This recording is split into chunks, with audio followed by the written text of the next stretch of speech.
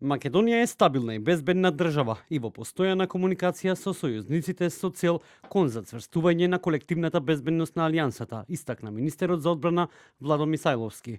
Во отчетот за сработеното потенцираше дека за модернизацијата на АРМ со САД подпишани се договори од околу 339 милиони евра, како и тоа дека испораката на воената опрема е во завршна фаза.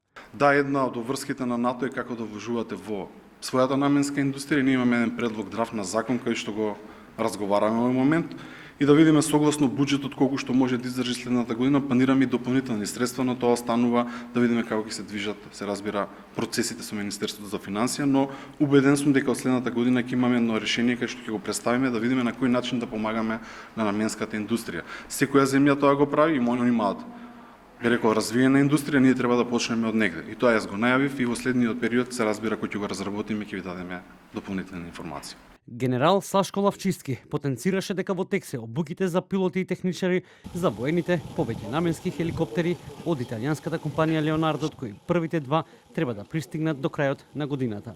Дополнително еве и она што го кажа министерот за новите платформи од Леонардо Агустас.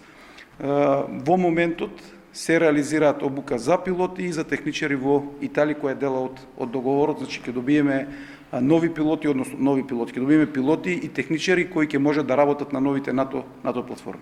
Во делот на платите и условите на армијата, министерот Владо Мисајловски рече дека на 15 овој месец веќе е договорена средба и со синдикатите. Се бара чаре за оние професионални војници кои што наполниле 45 години да останат и понатаму, да продолжат со работа, да допринесуваат. Меѓутоа, паралелно со тоа е и почнат процес за нов колективен договор со кој што ќе треба да се доуредат условите, платите, но и бодовите.